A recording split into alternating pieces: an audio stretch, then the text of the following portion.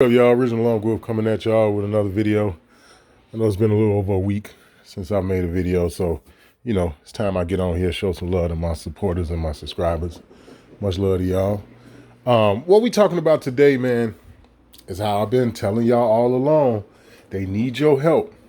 Yeah, they may have sophisticated surveillance technology and other little gadgets and toys and shit that they play with to achieve whatever goal and agenda that they want to achieve and achieve. But they still need help from the people. What we're going to talk about today is what I've been telling y'all all along about these situations when it come down to selling drugs and all this other bullshit, how the FBI and the CIA is all over this shit. They're all involved in it, man.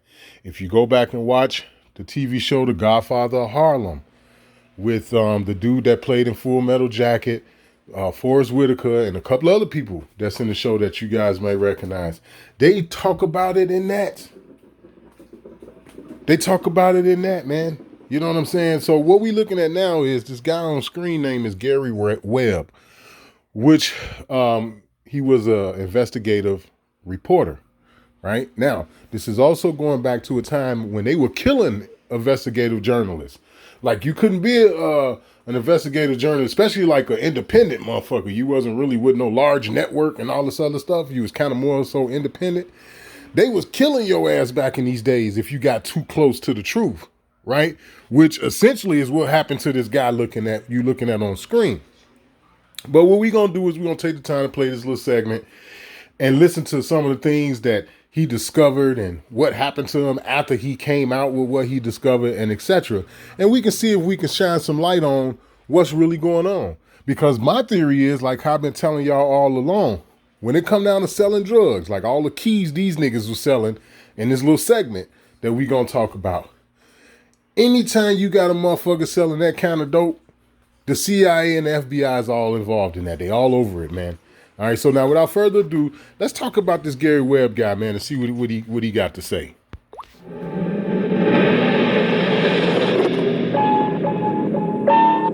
1996, investigative journalist Gary Webb wrote a series of stories exposing the connection between the CIA and the crack cocaine that was being sold in South Central Los Angeles during the 1980s. These stories caused outrage everywhere. But the government denied the allegations, and competing news outlets claimed the series was poorly written and contained false reports. But years later, it was revealed that the information written in Gary Webb's series was true. Gary Webb was born on August 31st, 1955, in Corona, California. His father was a sergeant in the Marine Corps, so growing up, Gary's family moved around from state to state. At 19, Gary was living in Ohio. He was attending Northern Kentucky State University and writing for the school's newspaper, The Northerner. At The Northerner, Gary became the paper's entertainment writer and editor, writing music and art reviews. But his passion was investigative journalism. So just before graduating, Gary left school to take a job at one of the major newspapers in Kentucky. Before graduating, Gary left school to take a job at one of the major newspapers in Kentucky. Working as an investigative journalist for the Kentucky Post and the Cleveland Plain Dealer, Gary was able to do what his colleagues would later say he was born to do: investigate corruption.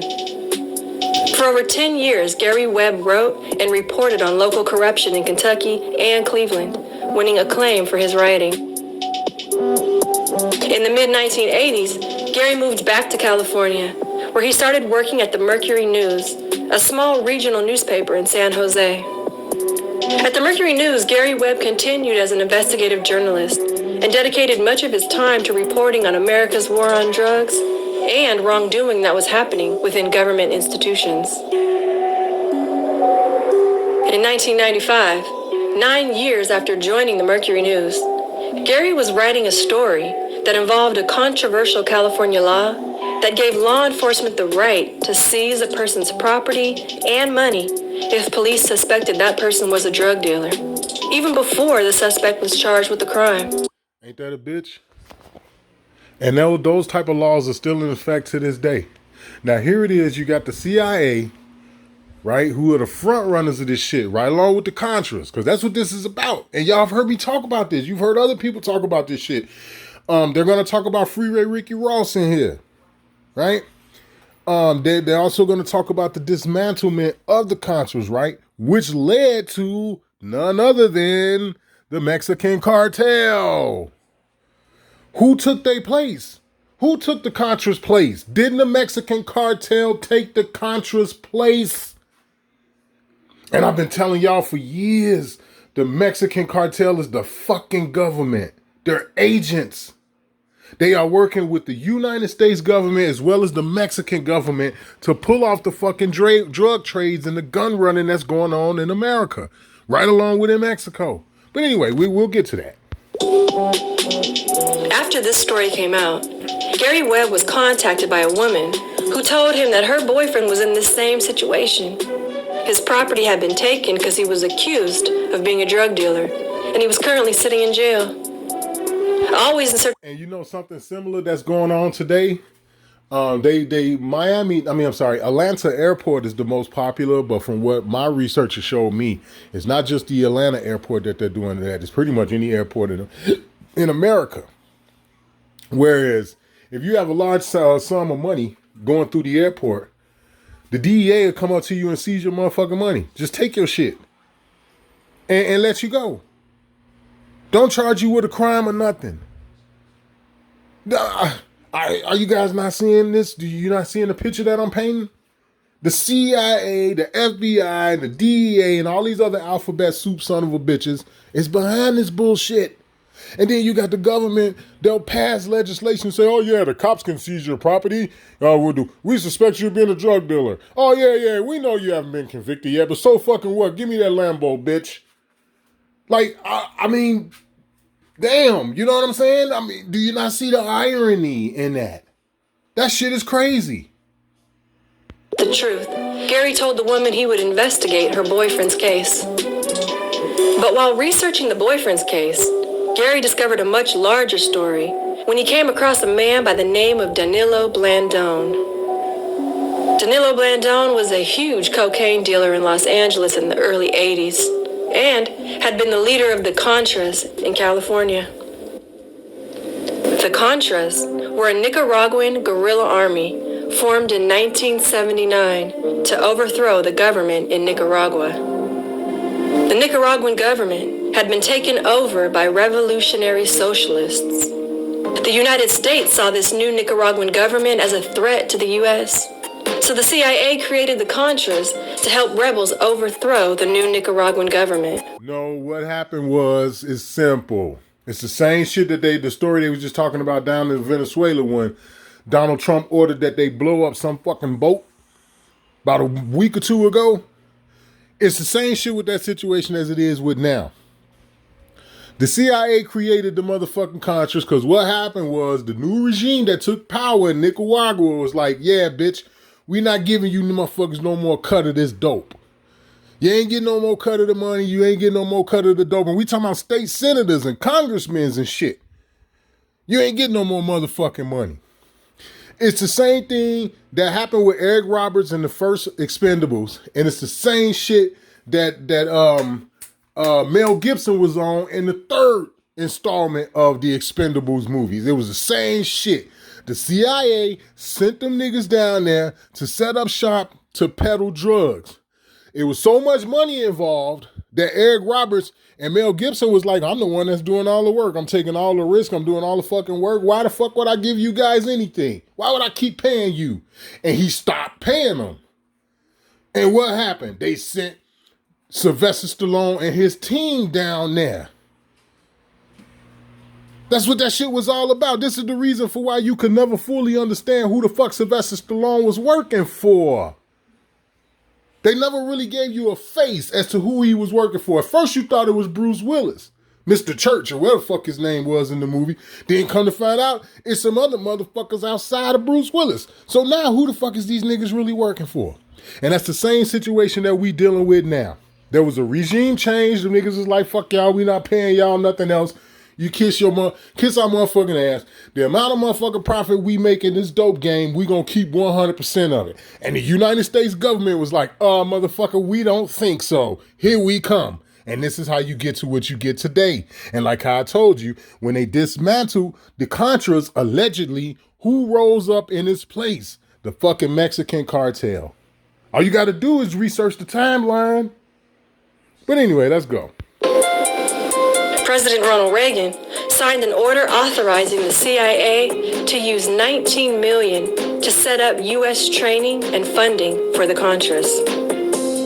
But $19 million wasn't enough to overthrow a government. The CIA needed more money. The CIA needed more money. This information was found buried in pages of U.S. Senate documents that Gary Webb discovered during his investigation. During his investigation, Gary also found that Danilo Blandón, who was originally from Nicaragua and had fled to California during the war, had testified in court that all the cocaine he was trafficking in LA during the 80s was to get money and weapons for the Contras fighting in Nicaragua. The Contras, who were created by the CIA. This began Gary Webb's year-long investigation to find the truth behind the CIA's connection to drug trafficking. What he discovered in that year was that for almost a decade, a San Francisco Bay Area drug ring that was ran by two Contra leaders, one of them being Danilo Blandón, was responsible for selling tons of cocaine to Los Angeles street gangs. The money made from the drugs being sold in LA was then funneled to the Contras in Nicaragua and used for training and to buy weapons. But to get the drugs into LA, Danilo Blandón had help. And they still doing that shit to this day. What you think they doing with that money with the Mexican cartel? What you think they doing with that money?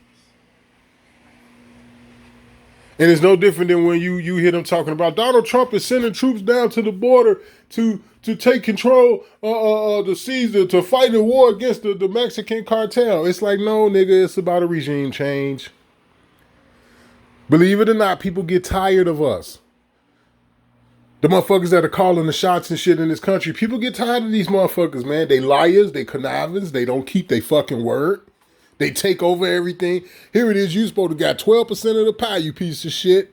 And 3 years later, you done took over the whole goddamn pie. That wasn't part of the deal. And this is what they do. The CIA, all your congressmen and senators and all these other bitches that's behind this shit. Because it's the government that's doing it. I keep trying to tell people, man, it's the fucking government that's doing it. It's them. Yeah, you may see a face like Freeway Ricky Ross, or you may see gang leaders like Willie Lord or Larry Hoover or whatever the case may be. Yeah, that's true. But it's deeper than that. It's not to say that Larry Hoover or none of these other people ain't guilty of something. I'm not saying that. I'm just saying it goes beyond Larry Hoover. That's all I'm saying. It's bigger than this nigga. So why is he the only motherfucker in prison? That's my question. I could sleep better at night knowing Larry Hoover was in prison if I knew tons of other motherfuckers that was associated with Larry Hoover was in prison with him. Then it wouldn't make that much of a difference. But you always got to have a fall guy, you know? Gary Webb found court documents in which Blandón listed former Los Angeles drug dealer Freeway Rick Ross as his LA contact. Blandón told the DEA that he was selling Rick Ross up to 100 kilos of cocaine a week, which was... That's a lot of dope, man. That's a lot of dope to be put. I tried to tell y'all motherfuckers Freeway Ricky Ross was in on this shit. In some way or another. In some way or another, this nigga is a fed. He an agent, man. You can't push that kind of motherfucking dope without being connected, period. I don't give a fuck if you in New York City. It don't matter. You cannot push that kind of dope without being connected. You connected to somebody, even if you don't know who this motherfucker is, man. You're connected to him. Shit crazy, man. That's a lot of dope. Between $65 and $130 million worth of cocaine every year. That cocaine was then turned into crack and distributed to blood and Crip gangs in the area who sold the crack on the streets. Danilo Blandón said he targeted Los Angeles ghettos because the areas were untapped markets. He bragged that in the 10 years he was selling cocaine in LA, he had sold so many kilos that he couldn't even remember the exact amount. This flood of cocaine is believed to be what helped spark the crack epidemic in urban America. But Danilo Blandón also testified that he didn't plan on becoming a dope dealer when he fled to California. And then what happened after that? Ronald Reagan launched that bullshit war on drugs shit. Nancy Reagan was on that just say no shit. All the while with these motherfuckers. Let me calm down. Let me, because I remember this shit all too well. Let me chill. Nicaragua. He insisted he did it out of patriotism to raise money for the CIA's Contras, and that all the profits that came out of LA went to the Contras army. Gary Webb wasn't able to prove the exact amount of money sent to the Contras, but he did show proof that Danilo Blandón made millions of dollars while supplying the streets of Los Angeles. Were you abused by a member of the Catholic Church in Illinois when you were young? Dollars while supplying the streets of Los Angeles. At the end of Gary Webb's year-long investigation, he put all this information that he discovered into a 3-part series of stories titled Dark Alliance, the story behind the crack explosion. Gary brought these stories to his editors at the Mercury News, who reviewed, edited, and then approved them for print. And in the summer of 1996, Dark Alliance was published. But this wasn't the first time reporters had written about the CIA being involved in drug trafficking. Reporters from 2 major newspapers had written stories about it 10 years before Dark Alliance was published. The difference is Gary Webb's Dark Alliance connected the CIA's drug involvement to gang-affiliated drug dealers and the crack epidemic in black neighborhoods. To prove this connection, Gary Webb's articles listed numerous government documents, including FBI and DEA reports, witness testimonies, and a pipeline that showed how money and drugs got in and out of the country. This information outraged everyone who read it. The CIA denied any involvement with Danilo Blandón and his cocaine dealing, while the communities of South Los Angeles demanded answers. And the reason I'm so outraged by it, as a public... Hey, and what you looking at on screen must be one of these melanated Anunnakis. This heifer ain't never been attractive. Ever. And the timestamp on this shit say March 17, 1998. That was a long motherfucking time ago. Look at this son of a bitch. Look at the fucking mop on this nigga's head. This nigga has always had a mop on his head. When you see this cocksucker today, the mop just look worse. It look matted and molded and shit. What is this shit we looking at on screen? What in the fuck is this? Where did they find this nigga? God damn. Woo. Oh my Lord, man, this can't. Anyway, let me stop because this ain't an Anunnaki video. Let me stop. But this is a funny looking motherfucker. I ain't the handsomest nigga in the world and all that. And I'm not talking about all that. I'm saying this is a weird nigga. This motherfucker don't look human. So if you motherfuckers talking about this Anunnaki shit and this, that, and the other, this Maxine Waters motherfucker gotta be one of them. Y'all say that they skin color don't matter, that reptilians come in different skin tones, some of them are melanated and this, that, and the other. Well, this must be one of them. Fucking Maxine Waters over here. Look at this son of a bitch. Ew. Anyway. Elected officials, all of us, must be concerned that our government could have anyway been... The only thing I'm concerned about is that hair hat on your head. Where the fuck did you get that shit? You can tell it ain't real. You can tell she got like a stocking cap on under there or something. Like, let me stop. I'm sorry, y'all. Let me stop. Involved in drug trafficking. Drug trafficking. That's a very, very serious offense against the people of this nation. Then there were the competing news outlets. This nation need to be offended by that hair hat you got on. But needless to say, who immediately went to work to discredit Gary Webb's stories. Gary's critics pointed out the flaws in Dark Alliance, such as its inability to prove exactly how much money was sent to the Contras, and the fact that the Dark Alliance used the testimonies of drug dealers as witnesses and couldn't identify any specific CIA agents involved in the selling of drugs who could corroborate the story. Gary Webb was also accused of oversimplifying how the crack epidemic grew in America, as critics argued that in no way could the CIA be solely to blame for the spread of crack cocaine across the country. Ain't that a bitch? Solely to blame? Well, okay, seeing that you want to use a word like solely, meaning they were the only ones, well, let's just focus on the shit they was guilty of. Do you see how they try to rub out and blot out shit to not make it look as bad as it really is? And it's like, no, motherfucker, this shit is bad. It's really, really bad. Period. As Gary Webb was being dragged through the media, it became clear that many who read The Dark Alliance misinterpreted parts of the story. So Gary spoke out to clarify any misconceptions. He pointed out that his stories didn't say CIA agents were dealing drugs, nor did they say the CIA masterminded crack cocaine epidemic.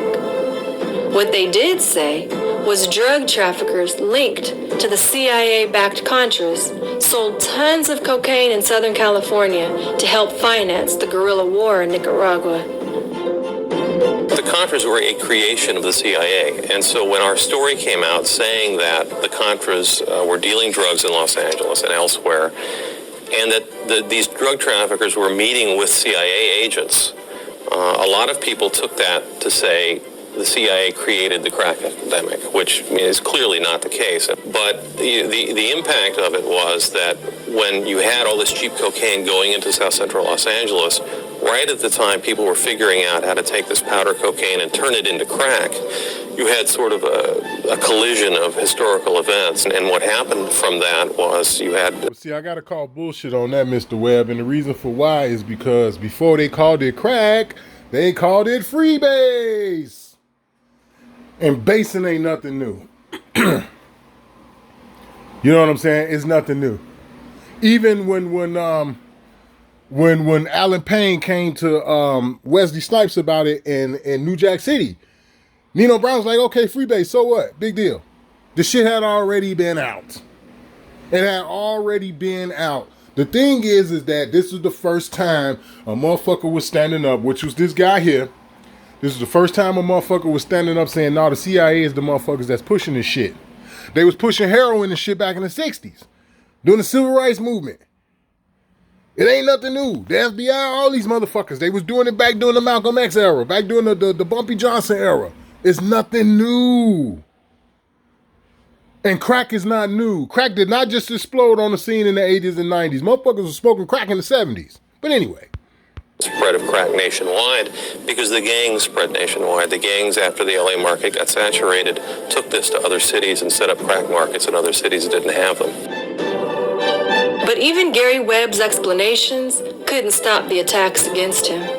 The criticism and backlash from Dark Alliance was so bad, his own newspaper editors, who originally supported the stories, turned their backs on him. The Mercury News published an apology. That's because the government got to him. The government got to him and said, if you want to save your ass, you got to cut this Gary Webb character loose. You got to cut this son bitch loose. And that's exactly what they did. They always do this. They do it every fucking time. They pretend like they don't know nothing, that they weren't associated with a motherfucker, like a nigga wasn't working with them or nothing. They deny everything. All the fucking time. They do it all the fucking time, man. Where they basically agreed with Gary Webb's critics. Gary Webb publicly disagreed, and he wrote several follow-up stories showing more proof of the connection, but none of his stories were published. 10 months after The Dark Alliance was released, Gary Webb's career as an investigative journalist was over, and his reputation destroyed. But Gary Webb didn't stop. He continued to work to finish what he'd started. In 1998, he released the book Dark Alliance, the CIA, the Contras, and the crack cocaine explosion. 548 pages of information proving his original investigation. foundation proving his original investigation. With so much evidence showing a connection between drug trafficking and the U.S. government, the CIA was forced to release a report. In 1998, CIA Inspector General Frederick Hitz released a statement saying that the CIA had no connection to Danilo Blandón and that no specific CIA agent. Now, didn't the FBI say that about the, not the O'Neill character, but the O'Neill character was the guy that I did the report on where he was with the Black Panthers in Chicago. Not him, but the first guy. Remember I did a 2-part installment to that video about how people sell each other down the river? I'm not talking about the O'Neill guy, the guy that set Fred Hampton up. I'm talking about the guy in the first installment that I played for y'all. Didn't they do the FBI? Didn't they do him the same way? Didn't the FBI come out in front of Congress and all and be like, we don't know this nigga. We ain't never seen him before. He wasn't on our payroll. Fucking payroll you talking about, lady. He wasn't working for us. Only to come back later and be like, yeah, but he worked for us, but he only worked for us one time and shit. And he was selling blow pops and shit. You know what I'm saying? But the point I'm trying to make is this is what they do. Now all of a sudden the CIA don't know this Blandón dude. This Nicaraguan nigga that came up to Los Angeles to start selling all the dope. Now all of a sudden the CIA don't know this motherfucker. It's like, come on, man, get the fuck out of here. Were involved in the selling of drugs in Los Angeles for the Contras. He did, however, admit that the CIA had relationships with drug traffickers who had connections to the Contras. And that so now my question is, what the fuck is the difference? I mean, come on, man, we're talking about semantics here. What the fuck is the difference? But again, guys, I'm making this video for anybody who chooses to watch it, to show y'all what it is that they're doing. And it's usually the same fucking play. Usually. It's usually running the same fucking play. Over and over again. It's like, wow, man. instead of the CIA cutting off relationships with these individuals known to be selling drugs, the CIA looked the other way. The report also... So the question becomes, what did they stand to gain by looking away? They could have easily arrested these people. They could have easily prosecuted these people, but they didn't. They chose to look away. So what is it in it for them? What was their angle? What was it that they were standing to gain by them doing that, by looking the other way? Destroying the fucking country and making money doing it. The CIA is the biggest drug dealers in the world. Don't ever, ever forget that. Also revealed existence of a CIA memo that revealed the agency had agreed how important it was to keep all this information quiet. After the report came out that the CIA did have some knowledge of the Contra's connection to drug trafficking, nothing happened, and there was little vindication for Gary Webb. No apologies from the news outlets who'd attacked him. No big newspaper headlines announcing that the Dark Alliance was more or less right and the CIA had confessed it. No CIA arrests. That's because they kept it going. Even after they came out and admitted this shit, what did Congress and the Senate and the House and all the rest of these niggas do? What did they do? They look the other way. Why? Because they were all in. Oh my fucking God, man. They in on it. That's why nothing happened to the CIA once they came out and admitted it. They were in on it. Congress could have very well, the Department of Justice or whatever the case may be, they could have very well stepped in and started arresting CIA agents for this shit. They could have done that. But they looked the other way just like the CIA looked the other way. So now you have to ask yourself, why? Why did nothing happen? Well, we already know the answer. Nothing. The main person affected by Gary Webb's investigation was himself. Gary Webb's former wife said in interviews that after the fallout from Dark Alliance, Gary was never the same. He eventually fell into money troubles and depression.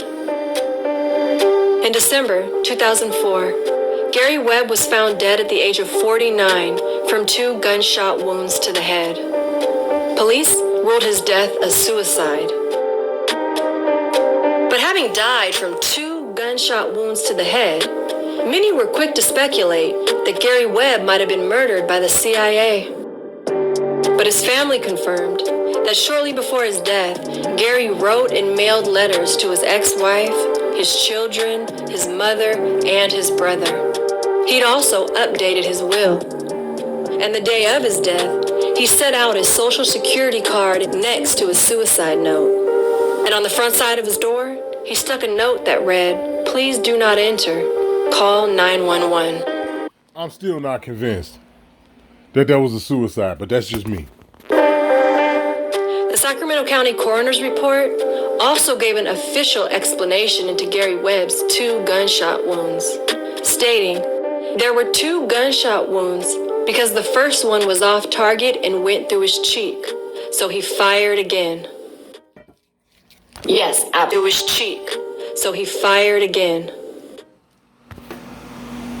In the years since his death, Gary Webb's work has not been forgotten.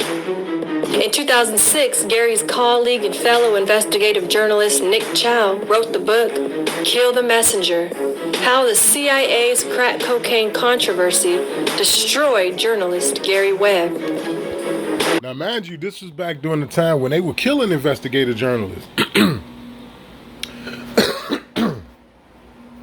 They were killing investigative journalists. They were taking off a lot of radio stations that didn't want to go along with the program. They were shutting them down. Investigative journalists was either losing their job and or coming up dead, to where you get to where we are today with the media. The media is 100% contrived. It's 100% bought and paid for and controlled. Anybody that's on the main stage within the media, CNN, Fox, all these motherfuckers, they're all bought and paid for. There ain't no such thing as individual investigative journalists anymore. And most motherfuckers who attempt to start out in today's current time trying to do that, they get scared off.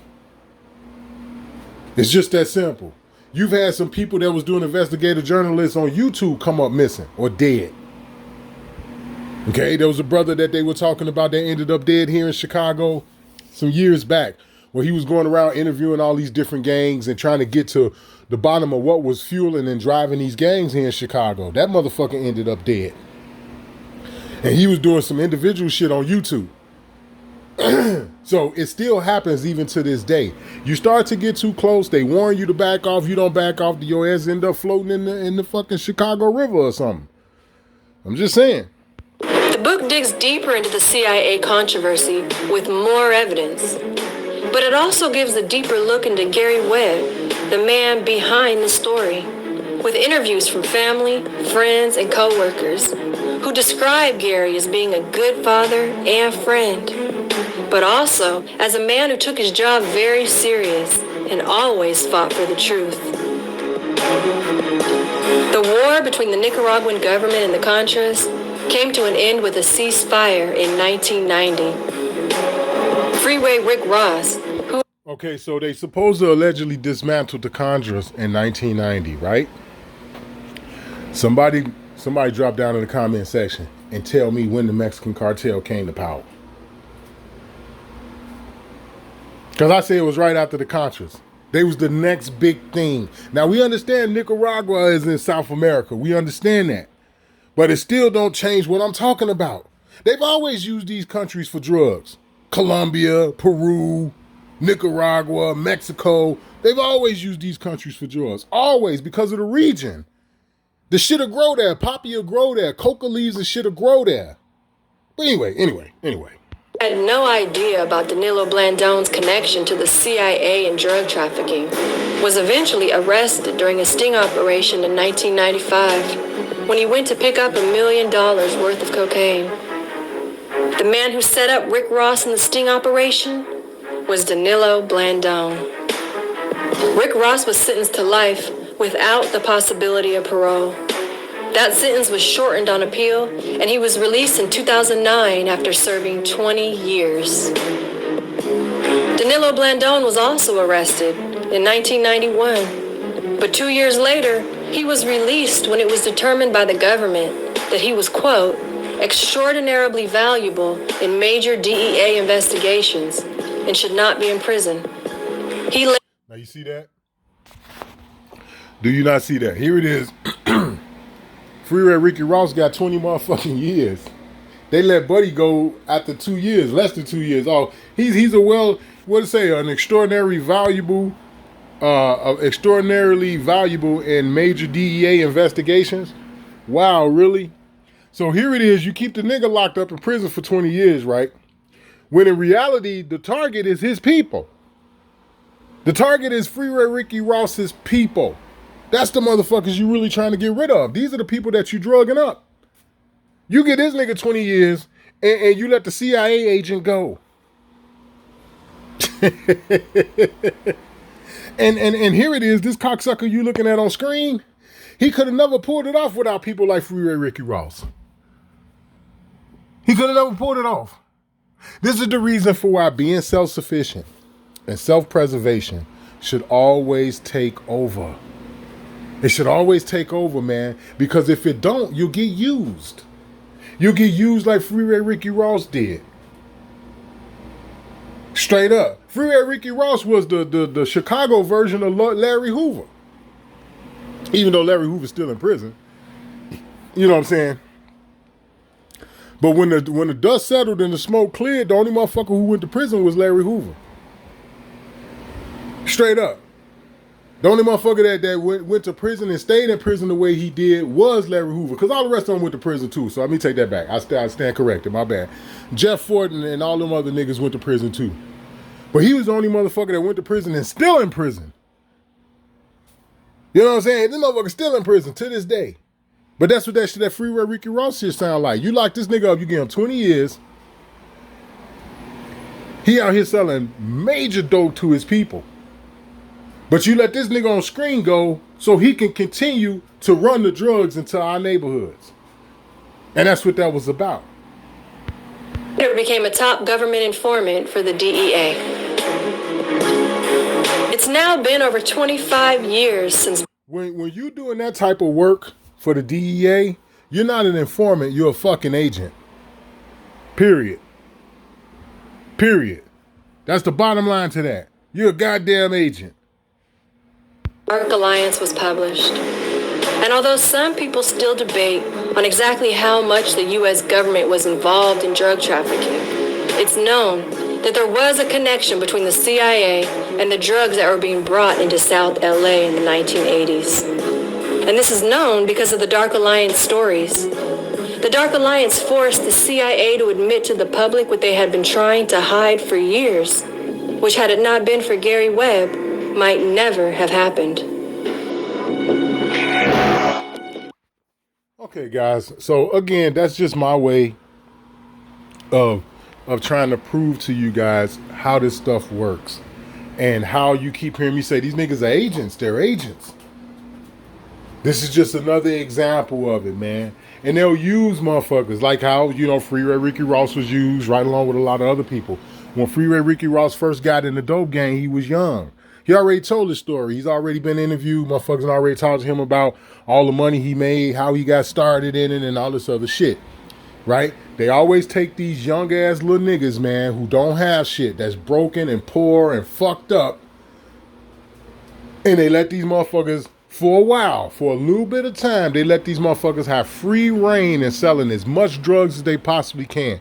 For a brief amount of time, you feel like you on top of the world. You got houses and cars and all kind of shit. And then one day, boom, it all come crashing down on you. It's happened to every major drug dealer in Chicago. Every one of them went out the same way. The exact same way. They came in the same way and went out the exact same way. So hopefully, you guys learned something from this, man. Hopefully you all really was able to make something of this, because they need your energy, man. This is about energy. Right along with the spirituality of it, how people talk about, this is a spiritual war we're fighting and everything. And I'm not contradicting that. I'm agreeing. I'm just piggybacking. You know what I'm saying? This is about energy. Your energy is attached to your spirituality. This is a spiritual war we're fighting. That means there's energy all in that. And they need your energy in order to be successful. All right. I hope this, guys, I hope this helped you all, man, with a little bit more understanding as to the way this shit works. All right. This is Original Longwood, man. I've been talking enough. I'm signing out.